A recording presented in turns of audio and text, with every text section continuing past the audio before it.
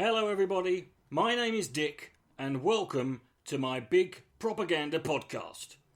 Yes, I got the fucking title right. Get in! We're taught that after the war the Nazis vanished without a trace, but the tiny youngs, the fascists, still dream of a master race. The history books they tell of their defeat in 45, but they all came out of the woodwork on the day the Nazi died. They say the prisoner of Spandau was a symbol of defeat. Whilst Hess remained in prison, then the fascists they were beat. So the promise of an Aryan world would never materialise. So why did they all come out of the woodwork on the day the Nazi died? The world is riddled with maggots, the maggots are getting fat.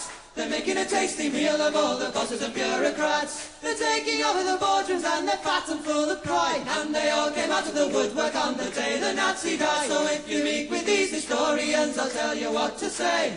Tell them that the Nazis never really went away. They're out there burning houses down and peddling racist lies. And we'll never rest again until every Nazi dies. Hello everybody, my name is Dick Coughlin. Welcome to my podcast. And can you believe it? This podcast, I realised this the other day, this podcast has now been going for over four fucking years. More than 4 years, motherfucker. You know, it's ridiculous. It's lasted longer than any YouTube channel I've ever had. You know, it's amazing, really. Anyway, I hope you're enjoying yourself. If you're new to the podcast, you can download the podcast on Spreaker, on iTunes, on TuneIn Radio, Stitcher, and loads of other fucking places, probably, that this thing appears that no one ever fucking uses. And does anyone... Why do people... I always get people who say, why don't you put it on SoundCloud? I'm like, aren't there enough fucking options? Honestly. I don't want to use my temper. It's just, how many more do you need? It's on YouTube as well. Anyway, if you do want to support the podcast, you can do so. If you enjoy this podcast and you want to support it, as well as my stuff on YouTube as well, you can do so over at Patreon, patreon.com/DickDynasty666, or just search for Dick Coughlin on Patreon. You know, or you can make a donation through PayPal or go to my merchandise store. But either way, follow and subscribe, share this around. I hope you enjoy it. And let's crack on by talking about some of the shite that's been going on. This is going to be more like, this is going to be just a sort of general roundup of various shit that's been in the news over the last couple of weeks and so. And, so let's just crack on, shall we? Now, starting with an old favourite, I'll never quit him. I've said this before, that I know it's probably over, but he's still relevant. My last podcast was about him, partially, so I guess it's only fair that I update you. Alex Jones, who has still been is still banned everywhere apart from Twitter. Twitter is still refusing to, and I want to make this clear. Just bring this up. This thing about Twitter. A lot of people have a problem with Twitter because they feel it's too tolerant of certain types of people. Now, here's the thing. If Twitter are the only place that haven't banned Alex Jones, and not to use this as a defence, but from a business standpoint, you think, well, if Twitter is the only sort of mainstream social media place that's allowing him to carry on sort of using that, then I suppose logically they think that well this just helps us in the end, because it will be everyone who support, so if they're just interested in cold, hard-blooded business savvy, then that makes sense. But here's the problem with Twitter. It's not the fact that they allow all these people on there. That to me isn't an issue. These people are going to go. So I'm not fully in favour of constantly, of banning everyone from everywhere. It doesn't get rid of the problem. It just pushes them underground. I said this. I believe I said this a couple of years ago when Stormfront went down. And a lot of people celebrated that, and to me, I was not really, I'm not really in favour of that. And one of the reasons is two reasons. One of them is quite selfish and egotistical, but it's the fact that I had two threads about me on Stormfront. Technically one was about me, and that, and the other one was. The other one was just basically someone who came along, and then they just basically linked them to the original one. But it still counts. That's still two posts. That's still a thread, in my opinion. So that's the first one, but I was against it. And here's one of the reasons why. Stormfront has the dubious honour of being the website that has the most the most sort of people who have committed mass shootings, who are active members with accounts. Now, I don't know about you, but I want those people, you know, I think it's good that those people have somewhere to go where they can be watched. If you kick them off, and whilst again, you know, again, it's as I said in the last podcast, you know, it's not my decision, you know, and my opinion on it really doesn't make too much fucking difference.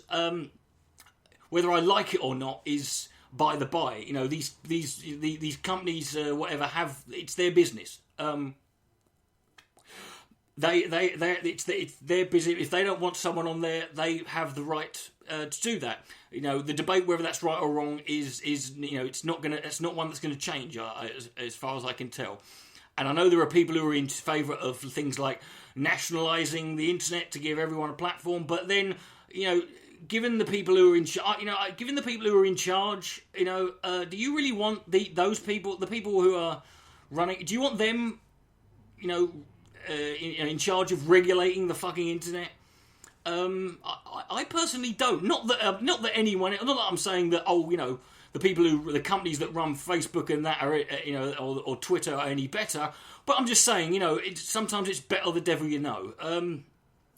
And also just the fact that these companies operate in certain countries where they have different laws. I mean, you know, if you use, you know, are these laws going to apply globally? You know, to someone who lives, for example, in the UK, I'm not subject to the US Constitution.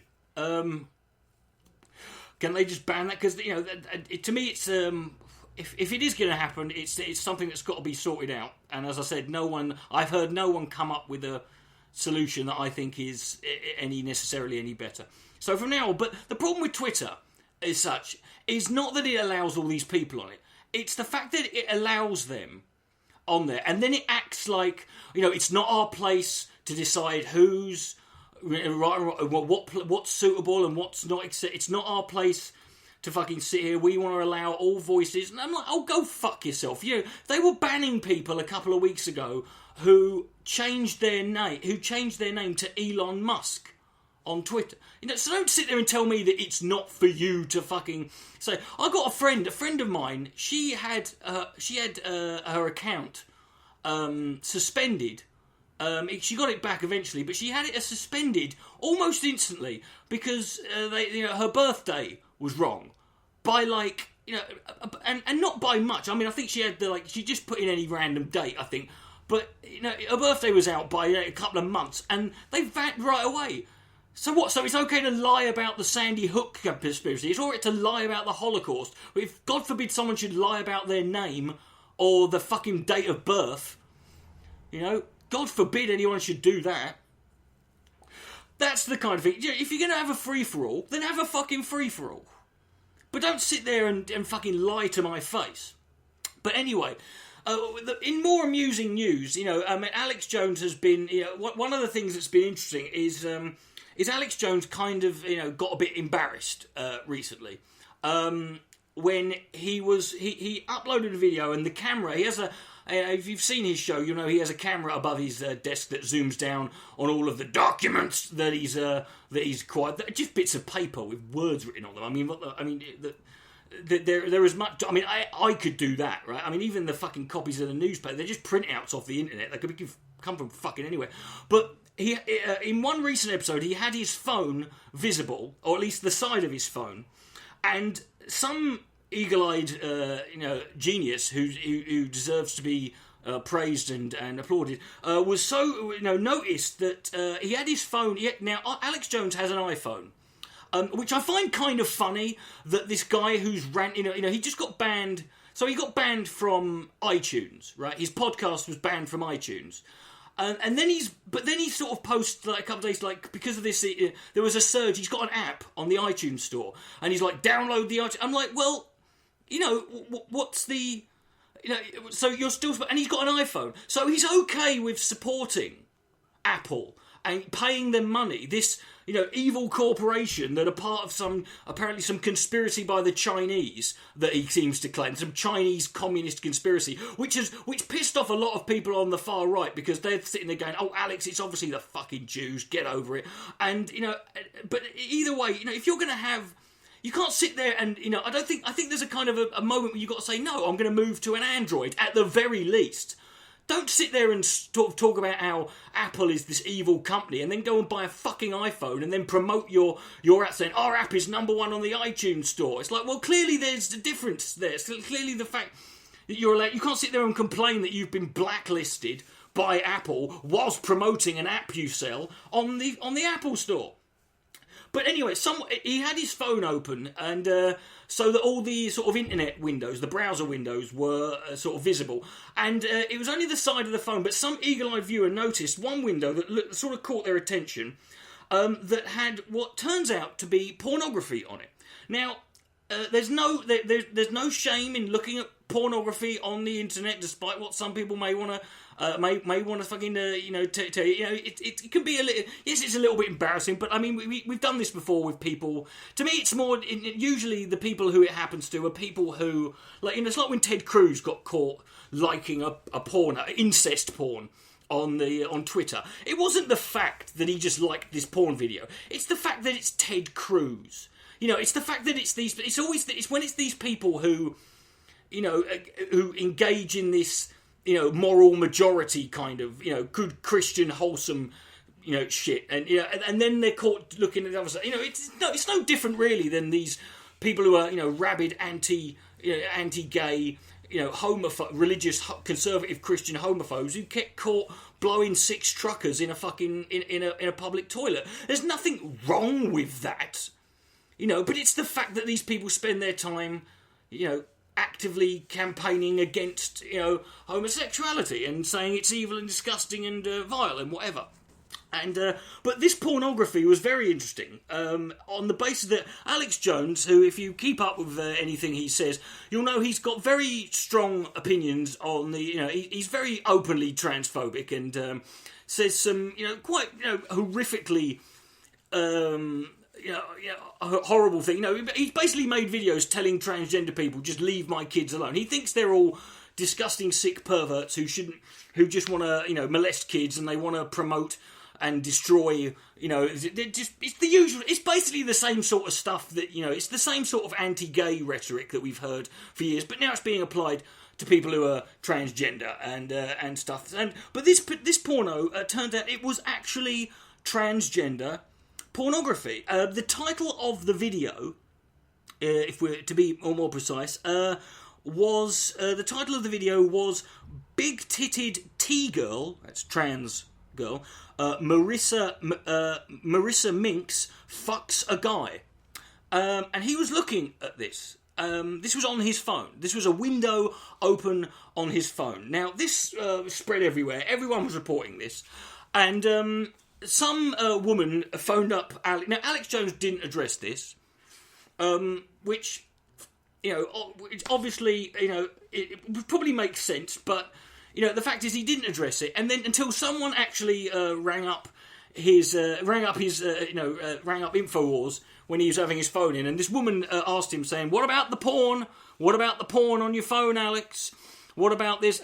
And it was so I mean, he literally just... It was so transparently stupid, it was such transparent bullshit what he was going on about. He was like going... He's like saying, there are two types of people in the world. Those who watch porn and those who lie about it. I do not watch porn. That's what he said. Now, to be fair, that's a minor... quibble, a bit of a quote mine, but the fact is, he just sort of said, "Oh look, first of all, he tried to sort of come up with an excuse as to why he hadn't addressed this. He went, look, if I address all of the attacks, against me, I'll never be off the air." And he's never off the fucking air anyway. He's constantly he's constantly going. He does like fucking 18 hours a day. He's like on there, and he's claiming he doesn't have the time to address. I mean, he addresses anything. You know, he addresses literally anything that people bring up about him, but suddenly he wants to be all coy about it. He's like, oh, I'm far too busy to address the fact that there was transgender pornography on my phone. And then he goes and claims that he was looking at something else. You know, he was looking at something else, and this pornography just popped up on his phone, and he's like, this happens a lot on my iPhone, especially with my iPhone. This is, you know, and I'm sorry, I've got an iPhone. I've always had an iPhone. I've had an iPhone since about fucking 2011. And in fact, with iPhones in general, they're one of the least nothing pops up on your bloody phone. It's impossible. I've had an iPhone for 7 years. Never once had porn just pop up randomly on my bloody phone. Not once. You know, the only time, well, that's not strictly true. The only time it has, pornography does pop up on my phone is when porno tends to pop up on my phone when I, deliberately visit a porn site to watch a porn video in order to watch pornography, so I can have a wank. And that's apart from that, that's the only time porn will pop up on your fucking video. It's quite clearly a website he's on, though. You can, it was posted by an account called Trans Babes, and if it just pop up, why leave the window open? Close it immediately. Just be who you are, Alex. There's nothing wrong with it. Let go. Stop pretending. This is the guy who rants and raves about people who, he said himself, a quote from him, he always said, be careful of those people who claim to be so pure and holier than thou. Well, fucking, own it. Just own it and move on. Anyway, moving on now, we're going to talk about, another guy who connected with Alex Jones because he kind of works for him still, and that's Milo Yiannopoulos. Now, Milo is, apart from his recent sojourn into joining UKIP, which appears to have, of which I've seen nothing, no evidence of him doing anything so far, Milo appears to be having a bit of a breakdown. I don't know whether it's finally starting to hit him that his star is fading. But recently, he seems to be getting a little bit desperate. He recently posted a very long comment on Facebook. I'm going to read it to you because it's just really sad. Anyway, let's go. So this is Milo Yiannopoulos. Quote, over the past 3 years, I have spent literally millions of dollars trying to do talks, speeches, events, rallies and protests, to say nothing of all the stuff I do behind the scenes I can never tell you about. Now, the thing about those millions of dollars, whether that's true or not, I don't know. But I guarantee you, most of those millions of dollars were not his. They probably came from people backing him, or people looking, but they were not his millions of dollars, or they were millions of dollars that people gave to him in exchange for shit they never got. Yeah, but it was not his millions of dollars if it is that much. And the stuff I can never tell you about, like what? What could that possibly be? What do you mean you can never tell me about? Also, most of the rallies and shit you do don't happen. You pull them at the last minute because fucking three women with pink hair turn up. Oh, I mean, you can't sit there. You can't sit there and say that and act like this is this. You choose to do this, my friend. Yeah. He carries on. A lot of that money was my own wealth. No, it wasn't. From before I even started journalism. By his own wealth, he means his trust fund from his dad. Right? My events almost never happen. Thank you. It's protests or sabotage from Republican competitors or social media outcries. No, it's your decision, motherfucker. A lot of this has happened with a lot of people. I'm sick. This is so transparently, been shown to be the case. Stephen Crowder had a similar thing recently where he claimed that, because of, outrage from the left or because of protests or complaints, a talk he had, organised at a university had to be pulled. And it turned out it wasn't true. It was just that, the reason it was pulled is because he didn't pay the full money and they didn't have the technical requirements he demanded for them to do the show. And just because there's protests outside doesn't mean you can't carry on. You know, lots of people, there are lots of protests that happened. You know, look at, you know, for all the things you want to say about those cunts who did like the Unite the Right thing, or you know, or you know, they carry on, don't they? I mean, that last Unite the Right rally they had recently, a year on from the first one, about fucking 9 people turned up to that. They still had their speeches, didn't they? There was about 40,000 fucking, you know, people, you know, counter-protesting that. They still had their speeches. They still went ahead with it. There's no reason you can't. And when I get dumped from constances, barely anyone makes a sound about it. Not my fellow conservatives in the media, and not even in many cases you guys. Oh, fuck off. Just fuck off. If you're a fan of Milo and that sentence alone doesn't piss you off to the point where you'd quit, I would. You know, all I hear about, the second you all I hear from you is constant whinging. You know, fuck me, you tried to question the president, Barack Obama, you tried to go to the United Nations and the Court of Human Rights about your fucking Twitter verified blue tick being removed. So don't talk to me about your barely anyone makes a sound. You fucking lying prick. When was the last time any of you protested in the street at the treatment meted out to me? Or Pamela Geller, or Mike Cernovich, or Alex Jones? There was literally a protest you spoke at recently that was all about freedom of speech. You want people... See the ego on this guy. You know, look, I don't agree with those people who believe that Western civilization is coming to end and there's a white genocide and etc. But here's the thing, if you believe that, then that makes sense that you would have a protest over that. But he wants you to have a protest, to have a wasted day of your life marching in his name. You know, that's what he wants. Maybe you're just not that popular, mate. Maybe you're just a bit of a... Maybe people have clocked on that you're a waste of time. I have repeatedly put myself in harm's way in service of American values. No one asked you to. No one asked you to, right? You didn't have to. You're fucking English, mate. No one asked you to defend American values. You know, you put yourself in... And what harm have you come to, Milo? None really, is it? Right. My annual security bill amounts to hundreds of thousands of dollars. Apparently it costs hundreds of thousands of dollars to protect Milo Yiannopoulos. Just so my husband and I don't get killed going for sushi. Really? I have to make that money somehow just to stay afloat. Well, get a fucking job then, mate!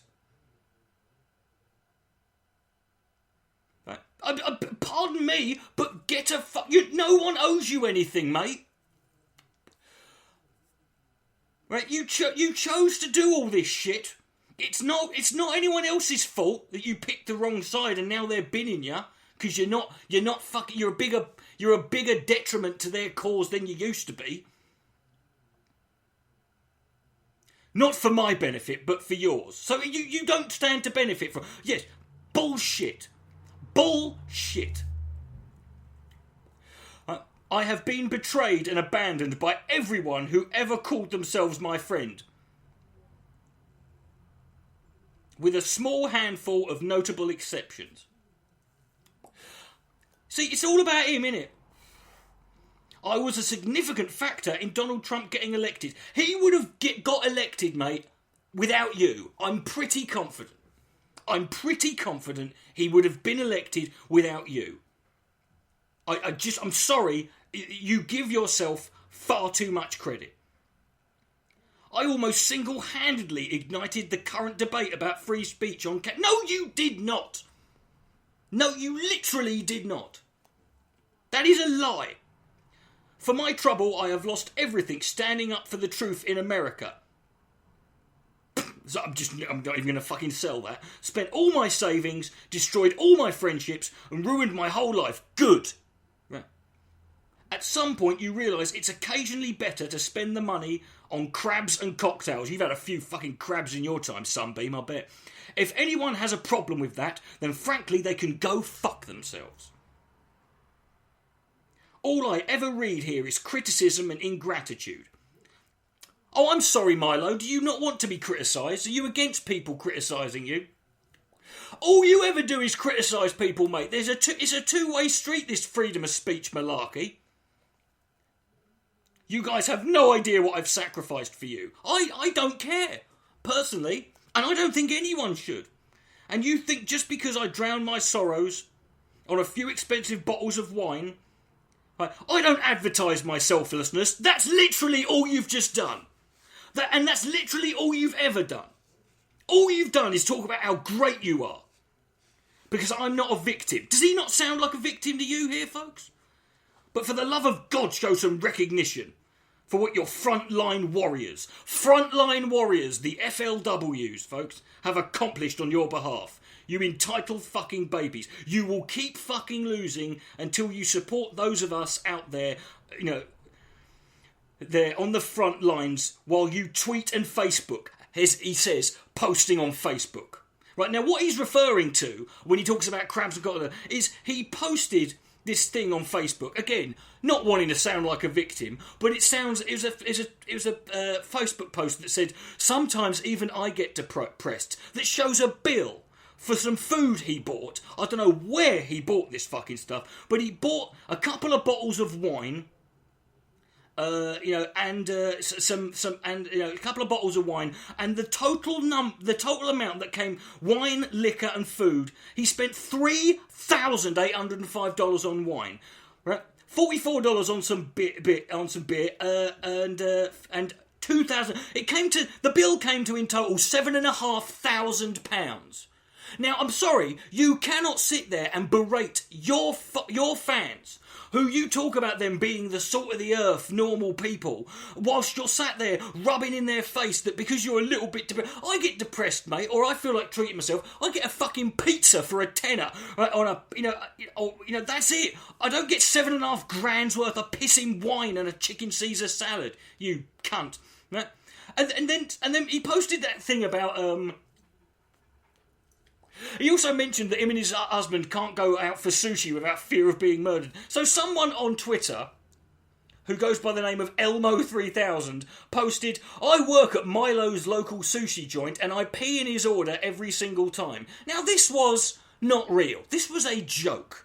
But Milo took a screenshot of this tweet and then posted it on his Facebook saying, we don't order sushi in and we always order deliveries under my husband's name or sometimes another name. If I don't take precautions, this is what will happen. I'm in danger of... Oh, fuck off. You talked about getting murdered, right? Now I don't agree.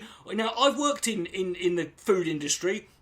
Right, and believe me, if I knew you were coming in, mate, trust me, pissing in your food would be the least of your frigging bastard worries, right?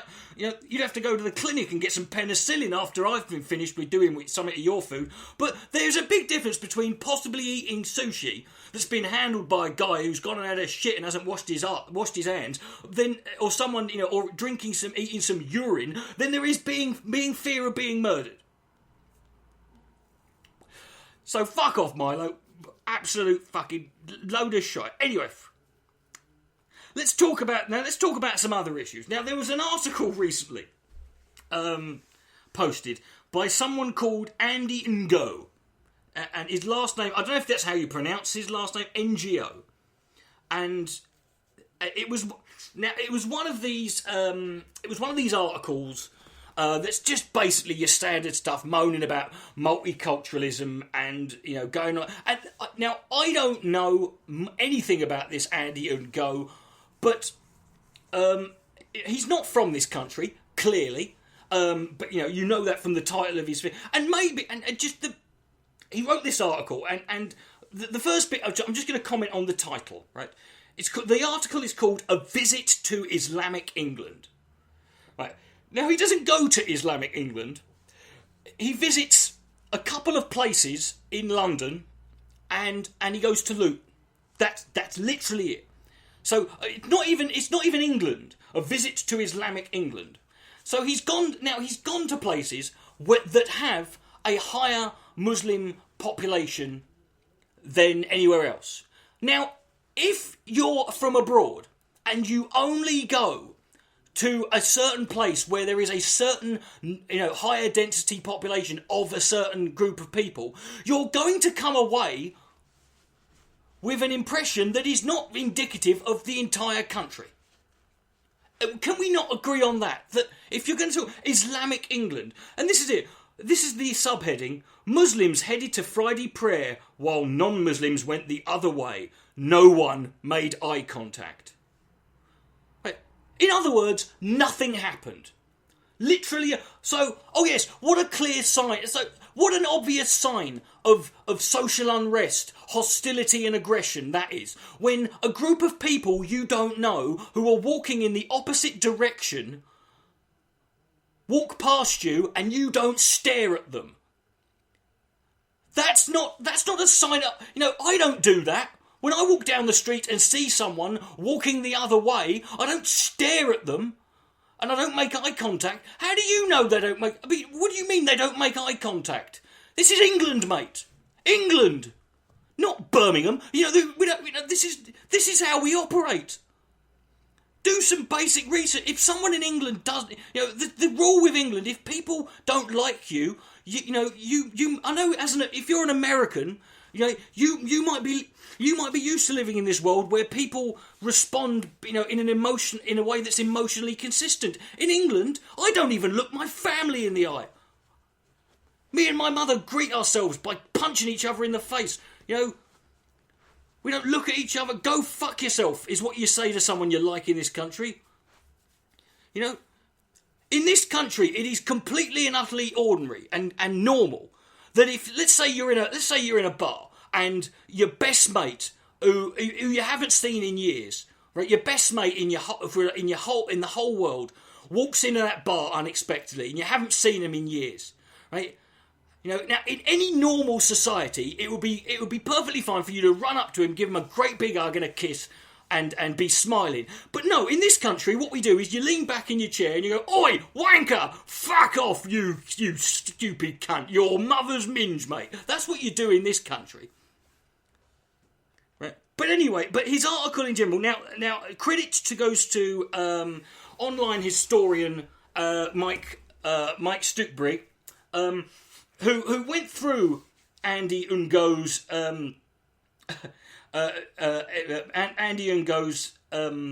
article here, and now Andy Ngo, he lives in Portlandia. I don't know where the fuck Portlandia is. That's what it says on his Twitter profile. That could be right. Apparently, he's an editor at the Quillette, which I do know is a pile of shit. But let's go through. So what I'm about to read now is go through the article and the claims, with the corrections that he made. Okay, he said that he says in the article that around the Whitechapel Road there are alcohol restricted zones. Okay, this is common in most places. Very common. In fact, even in America, there are places. Don't you have in America dry counties, and it's illegal to have an open alcohol container walking around the street? That's not an Islamic thing. And in that area, there is a mosque that has, in the immediate area, 15 to 20 different pubs round it. Yeah, you can look that up yourself. He mentions that parts of Leighton are a tad are on the arse end of the socio-economic spectrum. This is nothing to do, and he puts all this purely on Muslim migrants, which makes no sense whatsoever. There's lots of reasons. There's lots of places in this country that are shitholes. Fuck all to do, but no Muslims live there. In fact, you'll find that most places that are shitholes have no Muslims living there. Just an FYI. He brings up the fact that there's a Sharia council. Yes, there is. There's also a Christian council. He also failed. He brings up the fact there's mosques. In fact, he keeps pointing out. He goes to areas where Muslims, make up a higher percentage of the population, and then acts like it's shocking that there are mosques there. What are you going to do? Build a mosque in the middle of a field where no cunt lives? Also, can I just point out that a lot of mosques don't get built? And do you know why? Because in this country, we have such a low regular attendance of church. There are areas where there is so little attendance of church that the churches decided to let local Muslims go in there. So a lot of churches actually get used and only get used and survive purely on the basis that Muslims go in there. Yeah. But he also doesn't neglect the fact that there are 1, 2, 3, 4, 5, 6, 7, 8, 9, 10, 11, 12, 13, 14... There's 14 churches in Leighton alone. Right? And, now... he doesn't mention the fact that, he also doesn't mention the fact that, these people never talk about the benefits of multiculturalism. And the benefits of multiculturalism may seem on the surface frivolous, but they're things that you might fucking know. I mean, given that we are a country whose number one, the number one food in this country, the biggest selling food is curry or kebabs or, having a Turkish or a Chinese. These are things that we, that we have. In the country, a lot of the general things we have from day to day, the things we buy, the food we eat, all of this is part of multiculturalism. They don't seem to notice that, and also this also rejuvenates areas. This leads to places with more. I went when I lived in Rugby in the Midlands in Warwickshire. Couple of years ago, there was loads of there's a lot of Polish immigrants around there, Eastern European immigrants, and as a result, there were lots of Polish-owned shops. And I used to go in there and buy, because they had products I never heard of. They had doner kebab flavoured crisps. I literally could not I spent an entire month's wages on those. Yeah. He goes on about the fact that you see women in niqabs and burqas and hijabs. And he mentions this even though he's standing outside a fucking mosque at the time. Of course you saw women wearing burqas and niqabs and hijabs and all the other jibs you fucking want. But you know why? Because you're standing in a fucking area surrounded by Muslims. It's just so... It's like standing outside a synagogue in Tel Aviv. And with a hot dog stand going, fucking hell, they don't like them round here. God, none of them are interested in hot dogs round here. Of course they aren't, you fucking moron. God, there's a lot of blokes round here with big fucking hats, isn't there? Of course there are. You're standing outside a fucking it's just ridiculous. It's like complaining. It's like hanging around outside a strip club at 2 a.m. and complaining there's a lot of drunk men with erections walking around. Well, of course there are. Now, as for Luton, in the article, he claims that he walked through Luton town centre, and he did not. He walked through an area of Luton called Bury Park, which is nowhere near the centre of Luton. In fact, if you go to the centre of Luton, the town centre of Luton, there are no mosques. Bury Park in Luton has for decades has been an area that's had a lot of Asian, Pakistani, people living there, and that's going back 30, 40 years. There's just they're fucking everywhere. It's just so it's kind of ridiculous that you were so yes. There's going to be lots of mosques in that area because that's where a lot of Muslims live. I don't know how many other times I can explain this. This is cherry picking on a fucking level. How is this any different than someone who goes to an area, than someone who wants to write about, some homophobe wants to write about homosexuality, so they go to Brighton for the fucking weekend during a gay pride march and hang out outside gay pubs, and public lavatories, and then complain that there's lots of queers walking around. Of course they're bloody up. He also never mentions, and he only mentions those things that are Islamic that he doesn't talk about. He doesn't talk about any of these. He doesn't talk about the churches that exist. He doesn't talk about any of it. He claims that these places are, decrepit, and he talks about this decrepit church. It turns out this church is called the Cavalry Church of God in Christ. I'm guessing a lot of black people go there because that's a black name. when you see a church that's called something like the Pentecostal Church of God in Prophecy, that's a black name. If it's called something like St. Paul's, that's a white people church. That's just generally how it's going to work. But this is actually, this is actually this old church, decrepit church, actually used to be a cinema. And if you look on the inside, it's definitely not decrepit. It's a cinema, for Christ's sake. It's a bloody big cinema. Now, if you want to talk about, challenges that face it, yes, there are a lot of... there's always going to be issues. There's always going to be good and bad things. But this is not about those problems. And a lot of these problems that involve immigration or, foreigners of any kind or multiculturalism, they tend to stem from people who have got a predisposed hatred, for, anything multicultural.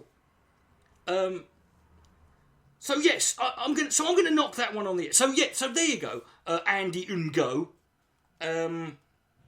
Just absolute horseshit. So let's move on. But I do want to talk. But while we're on the subject of that, let's talk about an issue. And this is not going to be just me rant. This is going to be a chance for people, because there are certain debates that never seem to happen or get off the ground. And the problem, and they never seem to get off the ground because something comes along to distract us. Recently, and one of these debates is a debate I'd like to put my argument forward for now, and I'd like to try, if you can, if you disagree with this, that's fine. I welcome you to contribute your side of that. Of the argument, providing you actually respond to the arguments I'm going to make. You don't just fucking repeat what either the points I'm going to address, or fail to address the points that I make. You're welcome just to call me a cunt and fuck off. That's what a lot of people tend to do, but that's fine, right? But recently there was a big Boris Johnson a couple of weeks ago wrote an article in the Telegraph. It was for the Telegraph. And it was about the issue of the burqa. Now, I think this is a debate. It's raged on for a long time. And I think it's one worth addressing. And I think it's one, that needs to... It's a debate that needs to be had, I think. And I think it's one that, and it's one that I would like to have. But as is the way, and as was the way here, this ended up being about Boris Johnson. Now... Boris Johnson's article, he was talking about, now recently in Denmark banned, they put a ban on the burqa. They banned the burqa. I don't know the full details of the way the Danish ban works, whether there are certain circumstances it's permissible, but it's not really relevant. The point is Denmark has banned the burqa, right? They're not the only country to have done so either. But that's the case. Now, Boris Johnson wrote an article about this, and the irony of this whole thing is that the article he wrote was actually against the banning of the burqa. He was actually arguing in favour. He was actually arguing against the idea that the burqa should be banned. He was arguing in favour of someone's right to wear it. So this isn't really an art. So what I'm going to be saying here is nothing. Is not going to address Boris Johnson. But the funny thing is, no one seems to have thought about that, because at one point because this being Boris Johnson and him being a complete fucking dunderhead, he just at one point he referred to women who wear the burqa or the full burqa or whatever. He had said something to the effect of, women going around looking like letterboxes. Now, I don't think that's the worst thing I've ever... But, this is a guy who's a politician. He's meant to be the foreign secretary, and he's also a journalist writing for a national newspaper. And I think in this case... Now, I'm sure that when a lot of people say, oh, he was just being a bit irreverent and joking, I'm sure that might be the case. But there are certain places, I'm sorry, where joking... you can't make those kind of jokes. And when you're trying to make a serious point, when you're, when you're the former foreign secretary, right, of the Conservative Party, And let's be honest, this is not the worst thing he's ever said. We'll get on to that, but you know, and you're a journalist. You know, you're someone who should, by definition, those are two jobs where, by definition, you should know, you know, how to pick your words. I mean, it's very likely that he did this in order to get the attention on him. I mean, Boris Johnson is all about himself. He's very good at getting everyone to talk about him. It's what he wants. You know, but I mean, let's be fair. But to be fair, this is not something that should surprise too many people, because ultimately this is Boris fucking Johnson. This is a man who, in the past, described African children in former colonial, in former in British countries that were used to be run by the British Empire in Africa. He referred to them as African children as pickaninnies with watermelon smiles. He also once made a comment about gay people, talking about a gay pride march, referring to them as bum boys in tank tops, which I think sounds like a great name for a band, but that's, you know, maybe Pickaninnies and the Watermelon Smiles is another name for a great band. I don't know, but that's not a debate we need to have.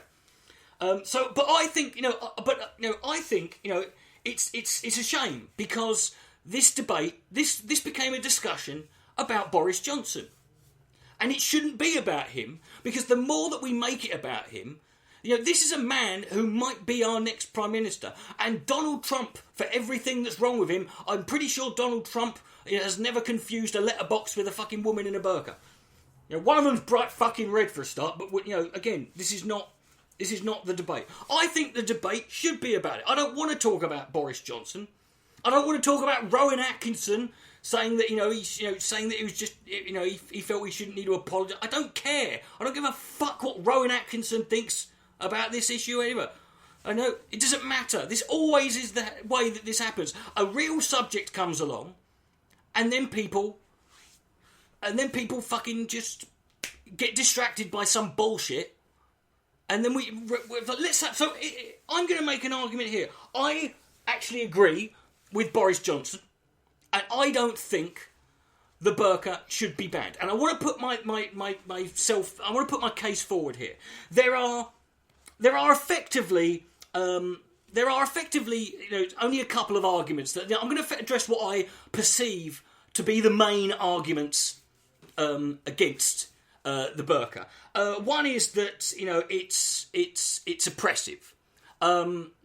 Just in and of itself, it's oppressive because of it being, and because of that, that's bad enough as it is. Then they say that then people will say, oh, in Islam, women don't have a choice. They have to wear, if they're women who are Islamic. They also make the argument about people, for security and safety reasons, should show their face. You should see someone's face. Now, I want to address a couple of points here. Now, on the subject of rights, now the argument that women in Islam don't have a choice. First of all, to the best of my knowledge, and if I'm wrong on this, the Quran itself doesn't specifically say that there's anything about women having to wear a burqa. Now, this is not relevant because it is now a part of Islamic culture and the Islamic world. So I'm not gonna make that case. That's an irrelevant case. That's for other people to make. But the idea that women, when we talk about this, we're talking about women who live in European countries, non-Islamic countries, European countries, Australia, America, Canada. We're talking about those countries. We're not talking about countries where women do. We're not talking about Muslim majority countries or Islamic theocracies, right? We're talking about now in this part of the world. Now in this country, in America, and most European countries, etc., we have this thing called rights. Right? You have these things called rights. These rights are granted to you, and you don't have to do them. They are things that you legally have a right to do. Right? But these are not things that you are obliged to do. And for my money, that is what you talk about right. Saying that in Islam women don't have a choice is a moot point. And the reason for that is because you have the right, legally, in this country, you have the right, if you're a certain age, to vote, to drive a car, to drink alcohol, to get a tattoo, to smoke, to have sex, to join the military, to do this, that, to go to a hospital, to get this. You have a right to certain things, right? But you have a right, in many cases, to not do those things. You don't, you have the right to vote. I think voting is important. I think everyone should do it. But I also think it's important that people should have the right to. In Australia, for example, I don't know whether this is still the case, but in Australia, for as far as I'm aware, voting for a long time, at a certain point, is mandatory. You have to vote, and if you don't vote, you get fined. Now, I think that's wrong. I think if whilst, I would rather, it's simple principle, change a mind than force a hand, right? And not everyone in the world makes decisions or does things or lives lives doing things or believing things that I necessarily agree with or think are right. Now, let's get this out of the way. I am an atheist, right? But above all else from that, so any religious sort of anything that people do or live their lives by that is based on a religious belief, that it's that therefore makes it moral. Is generally not something I'm really into. I think you can make moral choices based on pure empathy, common sense, understanding, etc. Or you can have secular, morality, right? That's simple. But the idea that in Islam women don't have a choice, that's their decision to make. Now, first of all, I don't like this stereotype that all Islamic women either wear. I've met plenty of. I haven't met a lot, but I've met plenty of Muslim women who don't wear headscarves or veils or burqas, and I've met some that do. And none of them seemed, particularly, none of them seemed to do. A lot of them seemed to be pretty, strong and, independent. They weren't fragile little creatures that needed the state to step in and to stop this for them. Any decision here. So first of all, I don't like that. I don't like that stereotype about that. But that's by the by. There is no doubt that I don't get why someone would want to wear a burqa. As Boris Johnson, so crudely put it, this is the same sort of principle. But, I think it's a shame that someone would wear something on the principle that they think that they have to. That if they show any skin, that makes no sense to me. What also makes no sense to me, though, is the fact that, let's say, Orthodox Jewish women have to shave their heads and then wear wigs. That makes no sense to me. I mean, I would ask, on the subject of choice, in Islam women don't have a choice. Well, that's their decision to make. And I would ask you, what choices does any religion actually... last time I checked, like I said, I'm not a theologian, I'm not a biblical scholar, but from what I have seen from Abrahamic religions in general, particularly Christianity, particularly Islam and Judaism, there isn't much in the way of choice in any of these fucking... the Bible it's got the 10 commandments. It's not the 10 suggestions, right? Thou shalt not lie. That's a commandment. That's not the idea that Jews and Muslims don't eat bacon, that's not a choice. There's no choice there, And you might think, well, you're comparing bacon to the burqa. Yes, I am. I'm comparing it in the principle of the thing. You're making the idea... You're suggesting Islam women don't have a choice. I would say to you, what religious doctrine gives anyone a choice to do it? How many Catholics or how many religious people in general are anti-abortion or pro-life because they believe... Because they don't have a choice to. How many people are against homosexuality because they don't believe they have a choice other than to be? You know, how many silly little traditions do you have? You know, how many, going to church on a Sunday, taking communion, praying, confession, going to church, going to your place of worship on a certain day, certain things in your diet, certain things you say, the Muslims praying 5 times a day. That's not a choice, is it? If you believe in this, if you believe in any Abrahamic faith, then you don't have a choice in anything, really. You are bound by the religious doctrine that you choose to follow. Right? And if you're going to object to the burqa on the basis that women don't have a choice, then you really should be objecting to and suggesting and forcing a ban on everything that religious people do. You really shouldn't be. The fact that you're focusing on this one thing is kind of interesting, because nothing in any religion offers you a choice.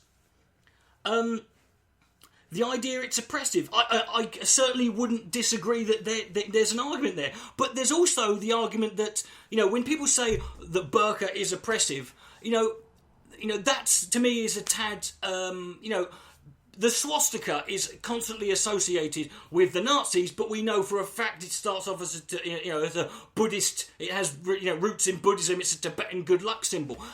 What the point I'm trying to make here is it's a bit of a non sequitur to sit there and go, this means that.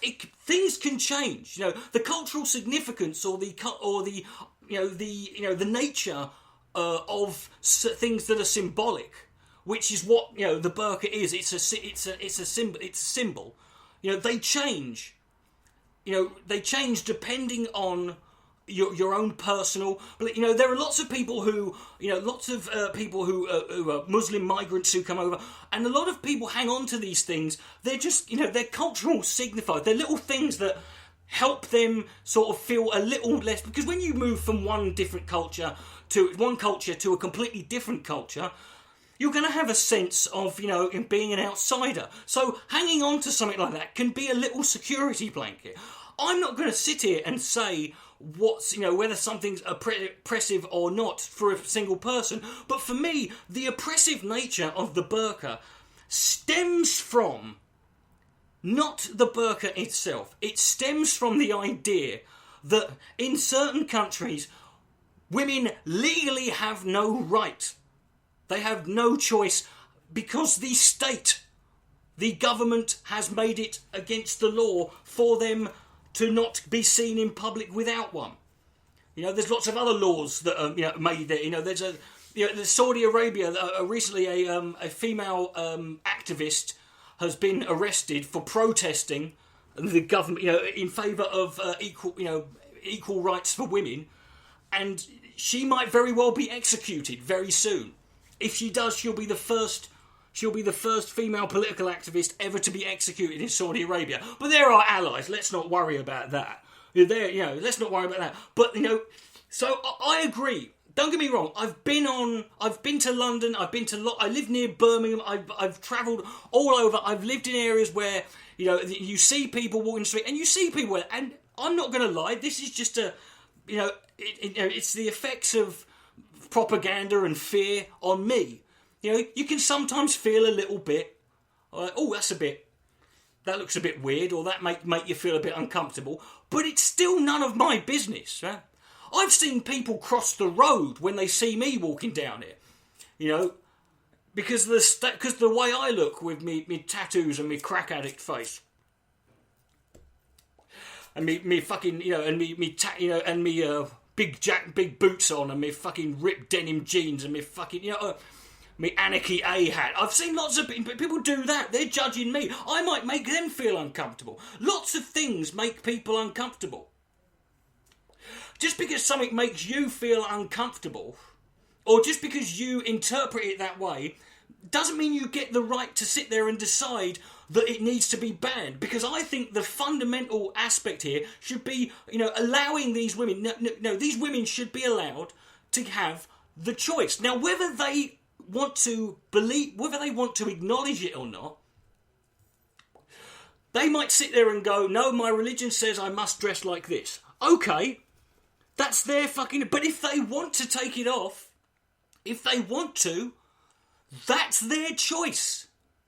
They have the right to do that. Islam, we do not live, unless you live in an Islamic theocracy or a country that bases its laws, and is run on on Islamic, on the principles of whatever interpretation of the Islamic doctrine you want. That right there is where you don't have a choice, right?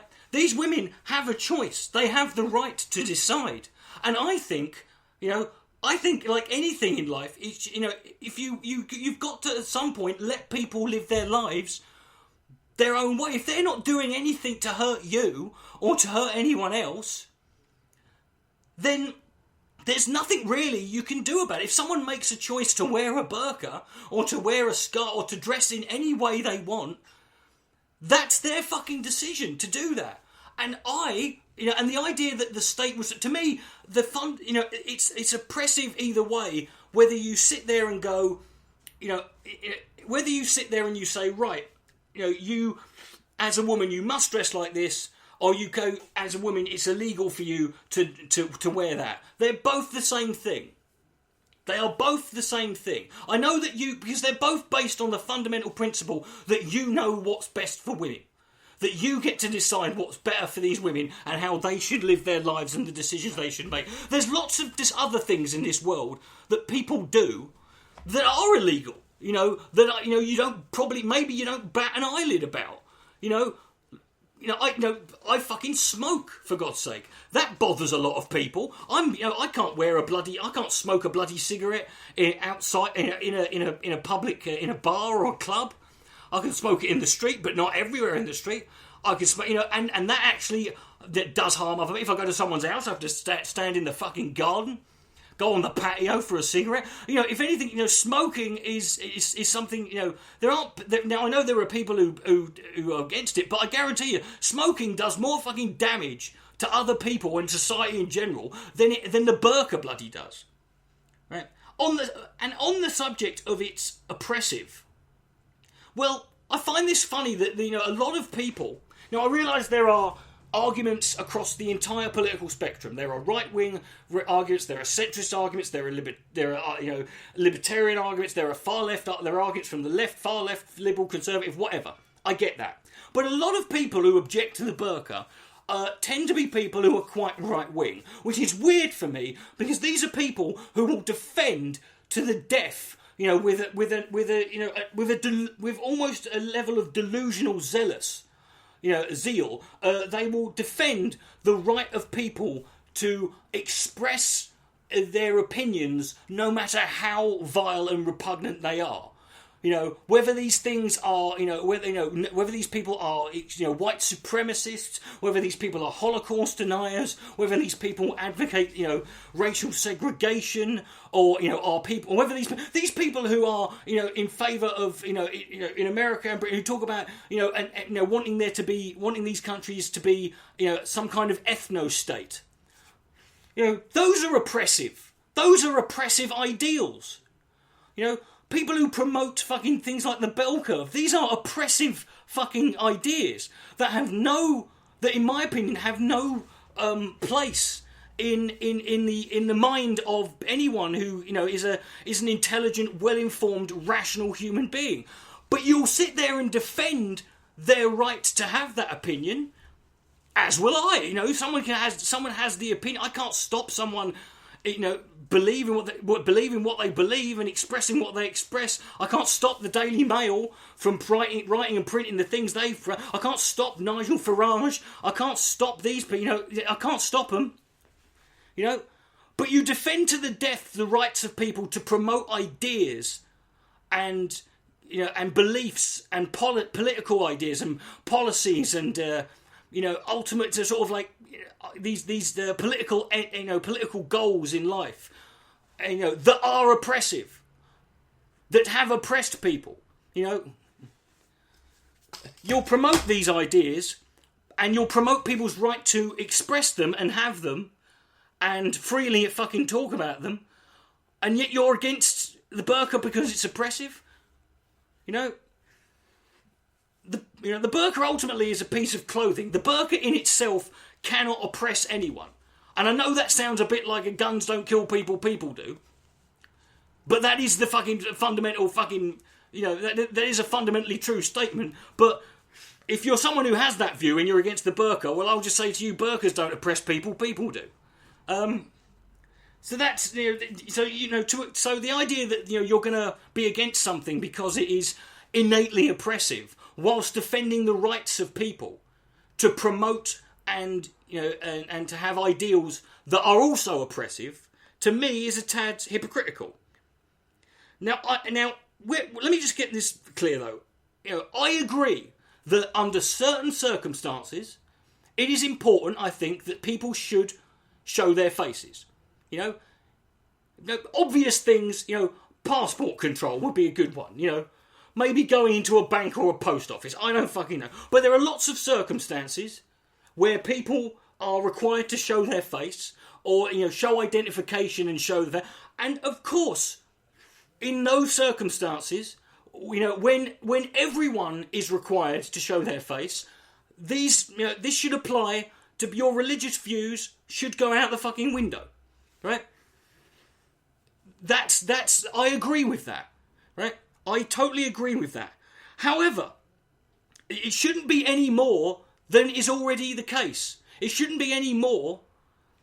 It shouldn't go any further than is already the case. Because what I would say is how far do you want to take it? If you want to ban the burqa on the basis that people should show their faces for the benefit of people's safety, if you're going to make that argument, then you've got to argue against every single example. Does that mean if it's cold outside and I wrap a scarf around my face, that I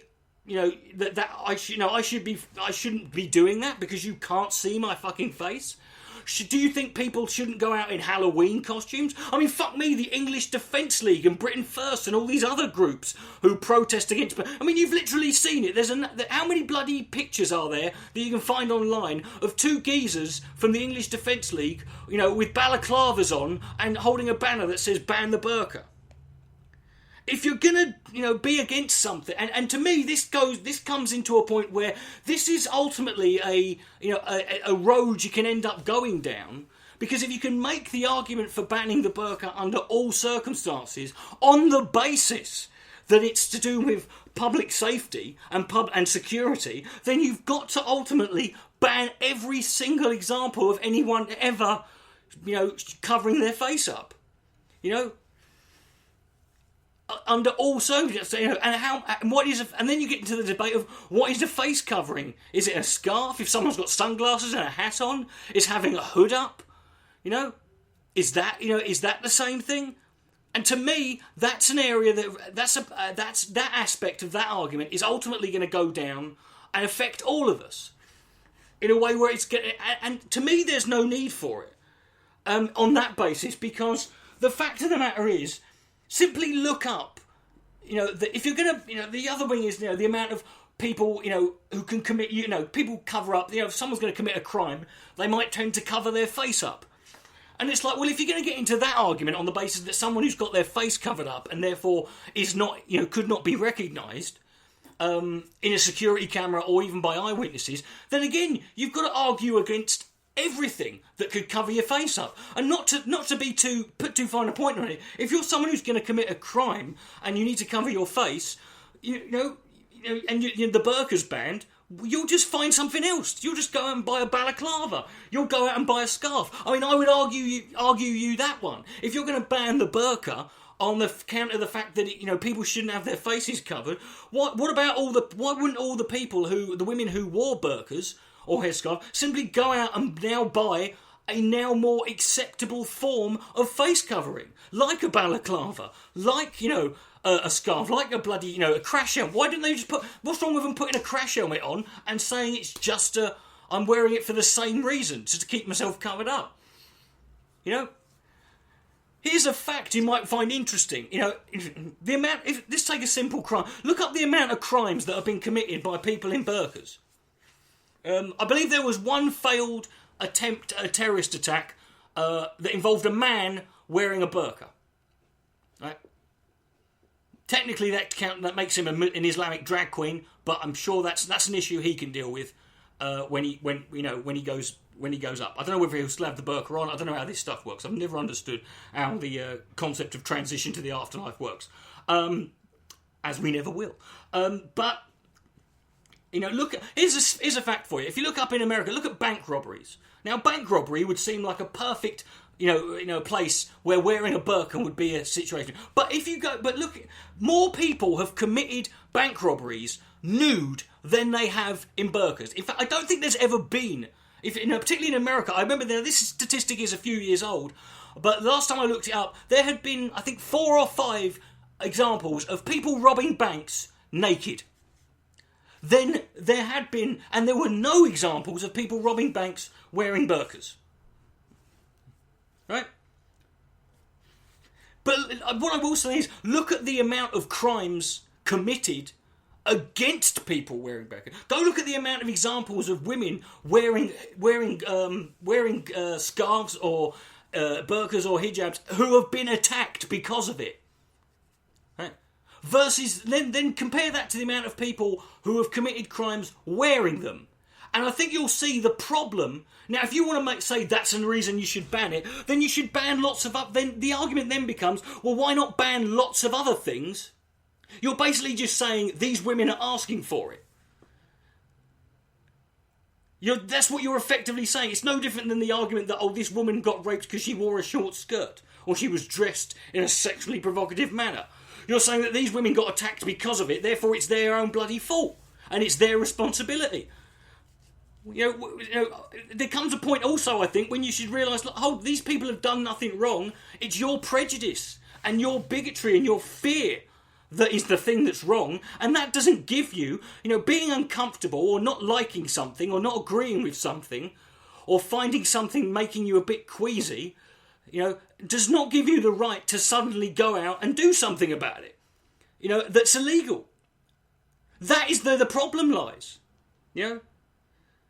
If you want one other example, one other problem is if you're someone who, if you're a woman who is, of the very sort of much more orthodox and strict, Islamic belief that women going out should wear, the burqa or face veil in public, and then you ban it, that's not going to make them necessarily. That's really not going to make them denounce their religious belief. It's just going to mean they can't go outside the house, unless, of course, like I just said, they're going to wear something.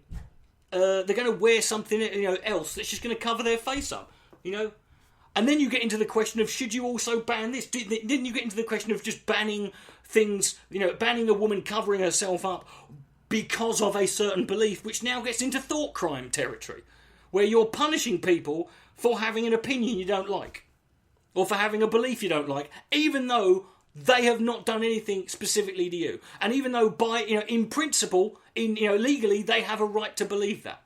It doesn't matter how, and like I said, I want to make this clear. It doesn't, I would like everyone to be able to be free to fucking feel free to wear and do, and go out looking how they bloody well please, right?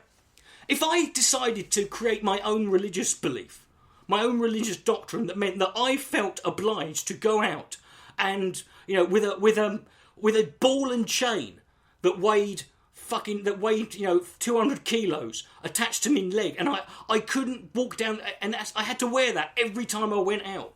Or if I wanted to sit in, and part of my belief involved the act of self-flagellation, like they do in the Catholics used to. All I would ask, is that, that's not hurting anyone. It's oppressive. It's restrictive. It means that it makes my life more difficult, but I don't have to do it. That's my choice. That's my right. If I want to be oppressed, if I want to make my life more difficult, or I feel I need to punish myself, as long as I'm sticking within the boundaries of the law and and I'm not interfering in anyone else, and it's not, because sometimes rights overlap.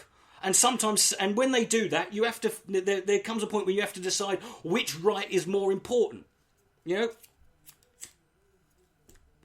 And in this case, again, you can walk down. There's lots of things that make people uncomfortable when they walk down the street. I've seen people. You look at the look on some people's faces when I've seen footage of a gay pride march in Belfast back in the 90s.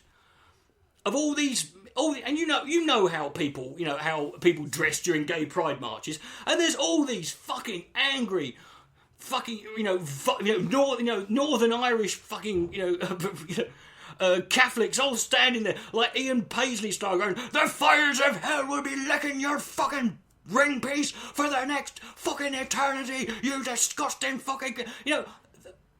They don't like it. They'd love to ban it, but that's not their fault. Just like we always say, you don't have the right not to be offended. You don't have a right not to be made to feel uncomfortable when you go out in public and you see the way someone's dressed. That's just it. That's your problem. And again, for me, it's just the case of it ultimately comes down to this. You can only... It's kind of like, when you've got... There comes a point if you've ever had a friend or a family who had, bad lifestyle... who made bad choices in their life. And as someone who's had a recovering drug addict, I've known this. There's only so much help people can give you. Before you've just got to say, you've got to make your own mistake. You've got to live your life your own way. You've got to let them get on with it. And whatever the consequences are, that's what they are. You've got to let people carry on. You've got to make, some people, sometimes it's not your place to step in. And of all the problems you want to have, with certain aspects of Islamic culture, the burqa, it reminds me of this story. There's a story, if you look back through the history of a drug like cocaine, when cocaine was legal and started becoming very popular, and there were people campaigning for it to be criminalised, the government decided that rather than ban cocaine, they actually decided to ban the the chewing of the coca leaf, which is what Native Americans used to do. That was what they used to chew a coca leaf. They didn't ban cocaine. They banned the chewing. It's kind of like someone saying, rather than banning heroin, we're going to ban, the amount of spoons someone can own, or we're going to put a license on it, or you're going to insist all spoons have to have holes in them, right? You have to have a spoon license. It's that kind of logic, right? We're going to ban syringes from being fucking it's that kind of. Sometimes it's not the problem. It's in fact the least of all the problems.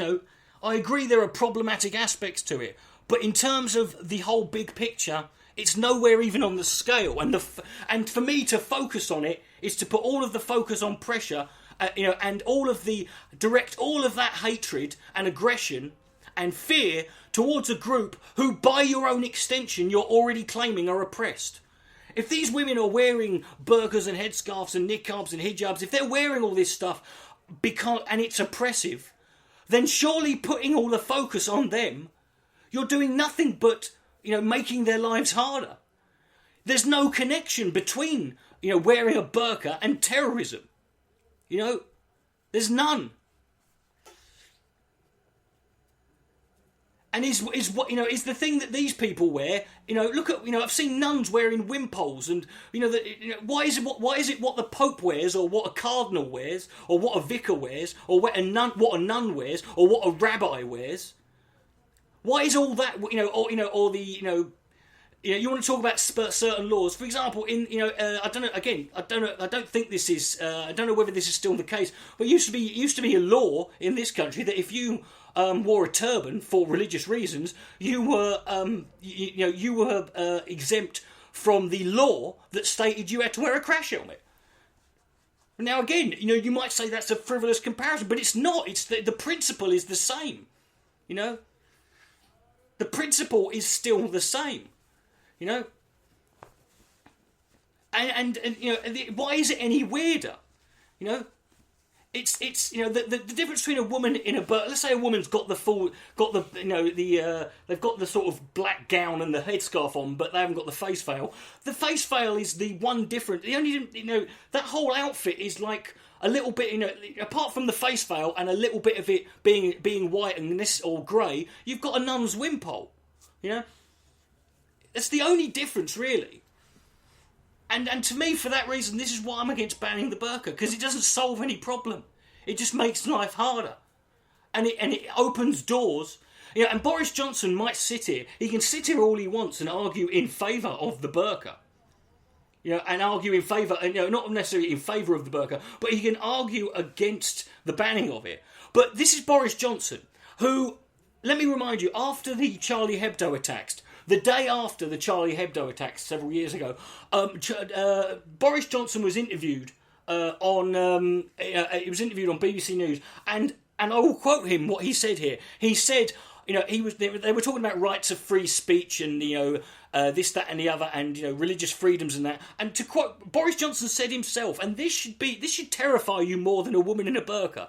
Boris Johnson, who could be the next Prime Minister of this fucking country at some point, actually said, I've never been a big bleeding heart civil liberties kind of guy. That's what he said. Now, Boris Johnson said it, which immediately makes it, means it's got no fucking value in it whatsoever. But the fact is, he said it. And if he's going to go with the flow, if he ends up running this country, or someone like him who's even more, who doesn't do it because they go with the flow, they actually genuinely believe this crap. If he's not a bleeding heart civil liberties kind of guy, it might not affect you right away, but it will affect you eventually. Eventually, it comes round to you. It will come round and it will bite you on the arse. And you'll realise that it was you should have just left people, you should have left people alone, and it wasn't the problem. Being more afraid of people, particularly being afraid of a group who, by your own extension, are timid and are oppressed and are not a threat and are provably through sheer factual data not a threat to you. Is in my mind it's just making terrorists. It's doing what terrorists want. And if your whole goal is geared towards trying to bring about the end of terrorism, then I think, quite frankly, that you're shooting yourself in the foot, and you're doing nothing but damaging your own cause by focusing on something that you've got no reason to be terrified of. So that's my argument there. Like I said, I'd love to hear from you. This is the end of the show, ladies and gentlemen. Thank you very much for listening. Please share this around. Please give it a comment, give it a like, follow it on iTunes, follow it on Spreaker, or follow my YouTube channel. This will be uploaded to Brother Neuro or the Insane Rap Bloke. And if you want to continue to support the podcasts and my YouTube content, then please make a pledge to me on Patreon, or via PayPal, or go buy something from me at a merchandise store. All links to everything, including all the stories and stuff I've talked about today, will be linked below. This has been Dick Coughlin, and this is my big propaganda podcast. Thank you very much. Good night. We're taught that after the war the Nazis vanished without a trace, but the tiny youngs, the fascists, still dream of a master race. The history books they tell of their defeat in 45, but they all came out of the woodwork on the day the Nazi died. They say the prisoner of Spandau was a symbol of defeat. What else remained in prison, then the fascists they would beat. So the promise of an Aryan world would never materialise. So why did they all come out of the woodwork on the day the Nazi died? The world is riddled with maggots, the maggots are getting fat. They're making a tasty meal of all the bosses and bureaucrats. They're taking over the boardrooms and they're fat and full of pride. And they all came out of the woodwork on the day the Nazi died. So if you meet with these historians, I'll tell you what to say. Tell them that the Nazis never really went away. They're out there burning houses down and peddling racist lies. And we'll never rest again until every Nazi dies.